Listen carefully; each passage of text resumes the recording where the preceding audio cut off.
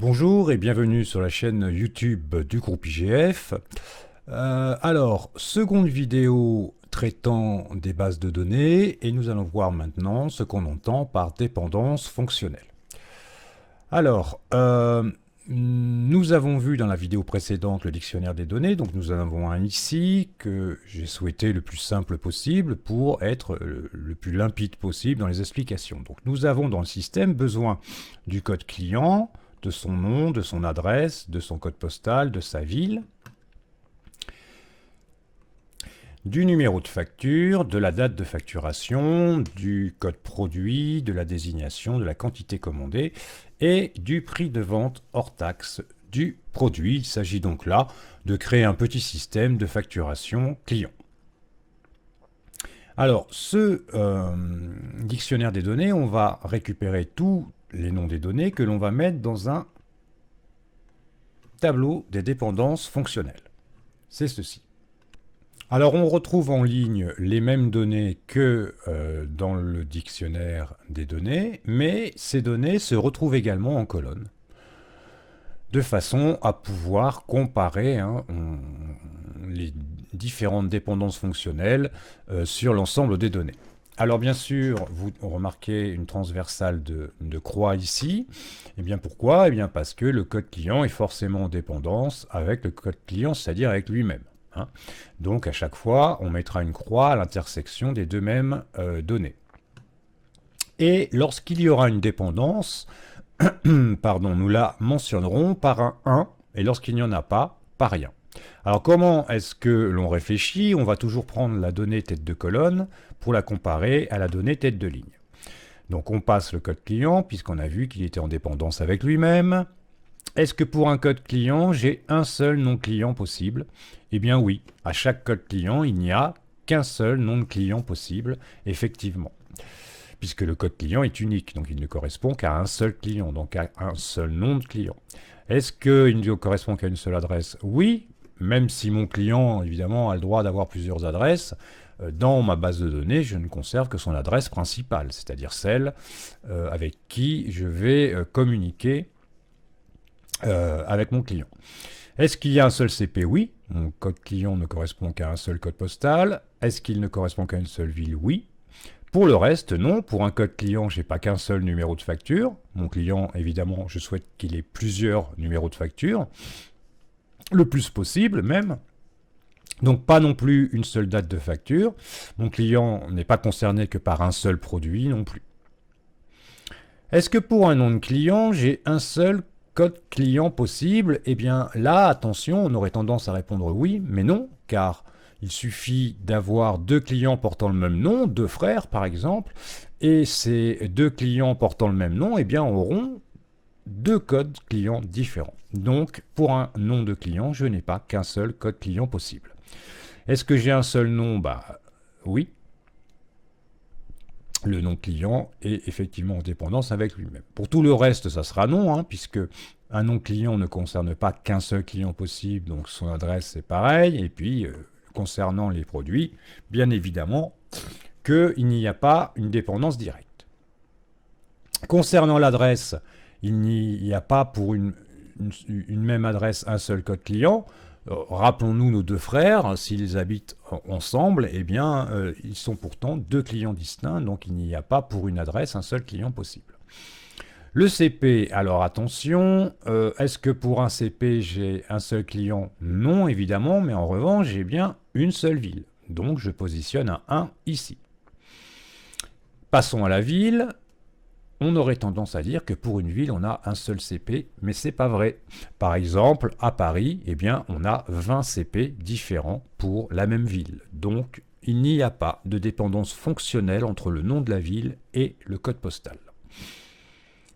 Alors, si on souhaite qu'il y en ait une, c'est possible, mais dans ces cas-là, on tronçonnera les villes en arrondissements. Ça ne sera pas Paris, mais ça sera Paris 1, Paris 2, Paris 3. Vous pouvez trouver ça notamment dans une correspondance avec une société.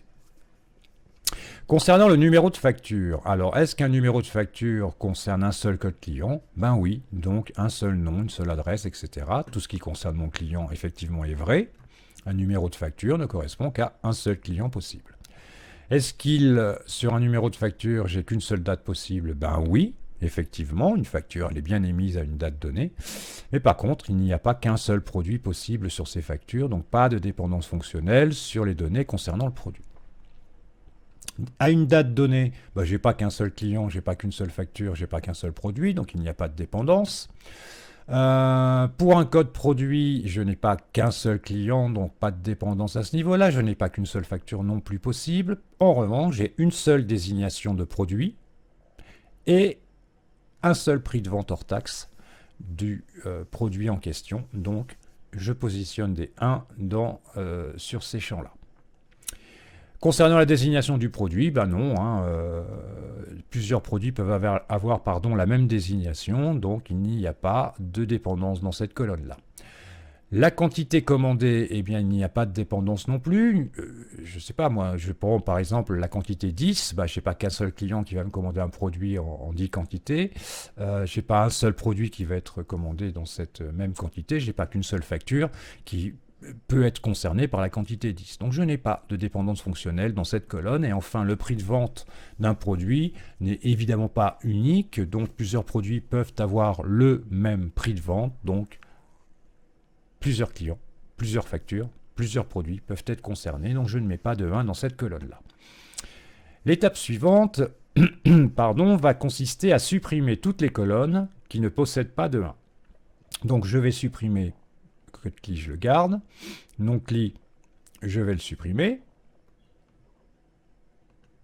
Adresse CLI, pas de 1, je la supprime. La ville, je la supprime. Numéro de facture GD1. Date facture, je la supprime. Code produit GD1. Désignation, quantité, prix de vente, je supprime, je n'ai pas de 1. Voilà, on parle alors de tableau des dépendances fonctionnelles, graphe, on dira aussi un graphe des dépendances fonctionnelles, réduit. Il est réduit car on a supprimé toutes les colonnes inutiles. Ensuite, seconde étape, lorsque j'ai qu'un seul 1 par ligne, tout va bien. Lorsque j'en ai plusieurs, comme ici, ou comme là, ou comme là, ou comme là, eh bien, il va falloir que je supprime les 1 qui ne sont pas dans leur colonne logique. Alors, qu'est-ce que ça veut dire? Par exemple, on va prendre la première. Je vois que pour le nom du client, j'ai un 1 dans la colonne code CLI et un 1 dans le numéro de facture. Donc, ce que je dois me demander, c'est est-ce que ce 1, il est plus logique qu'il soit dans numéro de facture ou dans code client. Donc, est-ce que le nom du client est plus directement en dépendance avec le code du client ou son numéro de facture? Bien évidemment que c'est avec le code du client. Donc, je supprime le 1 qui se trouve dans numéro de facture. Je passe à l'adresse. Est-ce que l'adresse est plus en rapport direct avec le code du client ou le numéro de facture? Évidemment, avec le code du client, donc je supprime. Le code postal, est-ce qu'il est plus en rapport avec le code du client que le numéro de facture? C'est toujours le code client qui est directement en dépendance avec mon code postal. La ville, donc là, j'en ai beaucoup, donc il faut que j'en garde qu'un. Est-ce que la ville est plus en rapport avec le code client, le code postal ou le numéro de facture? Eh bien, évidemment, que c'est le code postal qui est directement en dépendance, ou plutôt la ville est directement en dépendance avec le code postal. Le code postal donnant la ville. Eh bien voilà, je n'ai plus de plusieurs 1 par ligne. J'ai donc terminé de réduire ma matrice des dépendances fonctionnelles. Alors du coup, oui, j'ai pas réduit tout, là, tac, tac, tac, tac, voilà, là c'est bon. Oui. Alors, ce que l'on peut dire, c'est que j'aurai donc une table client, puisque j'ai un X dans code client. J'aurai une table ville, puisque j'ai un X dans CP. J'aurai une table facture, puisque j'ai un X dans numéro de facture, et j'aurai une table produit puisque j'ai un X dans la colonne produit. Donc déjà, je sais que j'aurai 4 tables. Mais il y a un problème, et ce problème, regardez, il est ici.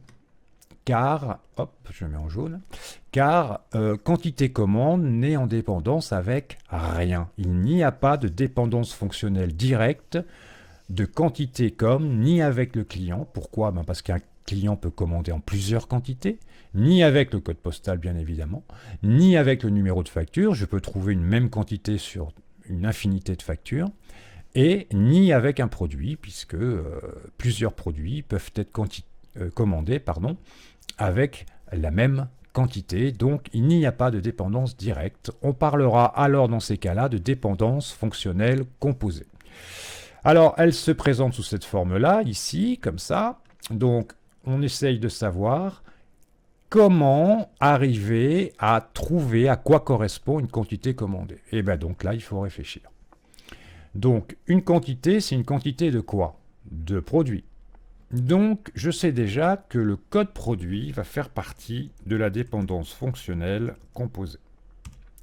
Donc, mon code prod me donne la quantité commandée? Non, car un même produit peut être commandé en différentes quantités. Donc, lui seul ne suffit pas à m'identifier formellement une quantité.